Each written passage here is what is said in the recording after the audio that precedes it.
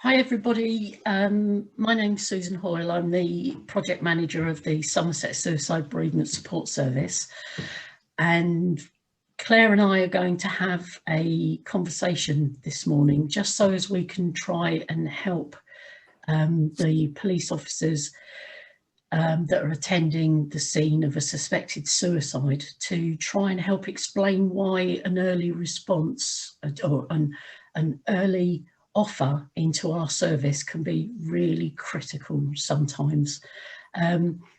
Just to give it some context then, Claire, are you happy to share with us what happened? Yeah. And why you're helping in this way? Yeah. I lost my son at age 14 on the 18th of November 2017. I came home to find him, he'd taken his own life. It was a massive shock. Our dog had died 6 days earlier, and being a hormonal teenager, he just made an awful mistake. So my daughter heard me scream and ran and got a neighbour straight away. He came in and helped me try and resuscitate my son, and the ambulance phoned while we were doing that. My partner at the time, had been on the phone to me when I found Seb. So I've been very lucky with the support around here, but the police came in, took a statement as the ambulance tried to resuscitate him, and then didn't really know what else to say, so just sort of stood. I was just completely lost. I didn't know what to do. I just remember thinking, what do I do? What do I do? There's nothing I can do. I knew he was gone. I was just so in shock and lost. I didn't know where to go from there.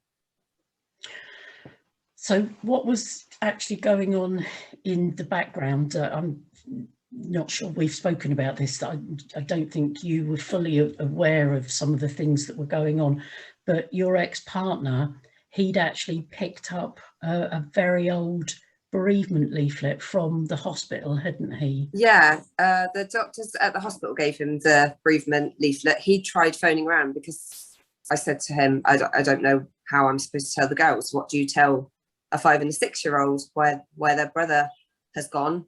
What's happened to him? So he tried phoning quite a few of the numbers on there. A lot of them didn't connect. One that did said they'd try and find somebody who could phone back, which was when they found you. But this was late on a Saturday night. There was nobody else to get in contact with. So from our end, what actually happened was the number that he'd actually got through to was actually the Liverpool Lullaby Trust. And so it was actually the Liverpool Lullaby Trust that phoned through to our helpline in the early hours of the Sunday morning. So we talked about your trauma and everything that's in there. That there's some of the pieces in there that you don't remember, do you? No, I know. It's really strange when you tell me things that, I've said, and, I have no recollection at all. It's like I was a zombie after he died. I do not remember day-to-day things. It was all a blur. So what we were actually able to do was I managed to work it out, and it was actually on the Monday that I came around. And even though I talk about me, it isn't just me. It's, there's a team of us, and we all work in exactly the same way. And it just so happened that it was me that was able to sort of come round. But you, as you say, you don't remember a lot of that, do you? I don't remember it at all. I mean, and that's where our skills come into it, is because we're able to either come to you like we did within, space, and just to find out exactly what it is in that moment. When I came round on that Monday, it's because it was your massive concern about the girls. I mean, but it was your girls. How were you going to tell the girls? Because they were obviously asking. Yeah, that was my biggest, that's the one thing I do remember, is what do I say to them? How can I tell them that their brother has taken his own life? I remember, the first time I met you, you'd got Seb's clothes. You were walking around with Seb's clothes, weren't you? Yeah. And I think you said afterwards it took you quite a long time to actually, put his washing down, didn't you? Because you were just walking. I think for about a week I carried around a pile of his clothes because it was the closest thing I felt to hugging him. Yeah. I went through the washing basket. I took all his dirty clothes out, and I don't mean all his dirty clothes, and I carried them around for a week. Yeah. We just wanted you to know very quickly that there was help and support there, and there was help and support with your girls, because obviously not being able to articulate things properly, and they obviously had little pieces of threads, but trying to make some of those decisions, what do I say, how do I say it, that's what we tried to help with. And I think the other thing that we did quite quickly, which I'll let you speak about, is we put you in contact with what we call a buddy. Yes. So what was that like for you? What was it, and what was that like for you? It was a massive relief to be able to talk to somebody who knew exactly what I was talking about. My main problem, I think, was the thought that I had in my head was, I don't know what to do. And that was for everything. And I didn't know how I could live without him, and how I could be there for my girls without my son being in our lives. So she was amazing. She obviously had the experience. She'd lost a son too. And we both talked and we both cried together. And it was a massive relief to know that potentially I could be in the same place she was in a few years' time, and that I could cope every day. And she had a daughter too, so she was very close with her daughter. It gave me hope that it wasn't always going to be so bad. Using a buddy, that enables us to then put some of the other things that are around it as well, because not only, what was going on for you, but I mean, it hit the national press. There was lots and lots of Facebook and internet stuff all around your son, wasn't there? There was, Yeah.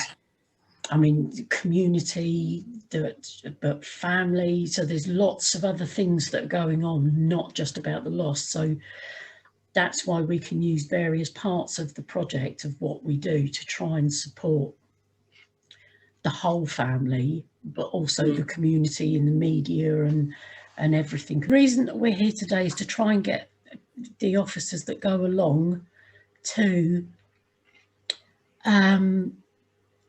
a suspected suicide. I need to find it on the form here. Okay, so on this niche form, I think they call it, there's a really important thing, this new service here. It says, does the next of kin wish to be contacted by the suicide bereavement service? Okay, so if the officers, if they put yes, then we can be in contact. And I've sent through some ways of how they might be able to put that. Like maybe the officers could say something like, well, perhaps you can't think about that now, but shall I send it through, and then it'll only be a couple of days and it'll give you time to think something through. What would you like to say to the officers, Claire, before we wrap up, about the importance of filling in this early response through to us? Oh, it would make such a difference. It would make a massive difference, because when it finally becomes clear to you what's happened, because you're in such shock, you everything's a haze. Well, the first thing I did was look for help, and I didn't know where to go, and I didn't know where to look. So if it's there, if it's been done, although some might say, oh no, I can't think about that, even if you left the information there and said, well, it's here for you if you need it, then it's there.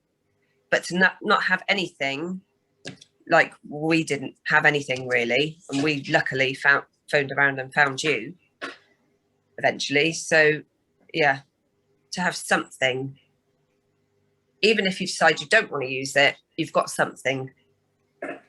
Just thank you so much for helping with this. Oh no, thank you for helping me. I don't know, honestly, I do not know how we would have got through that first period without you, without the suicide bereavement service. I don't know how I don't know how I would have done it. You have been a godsend.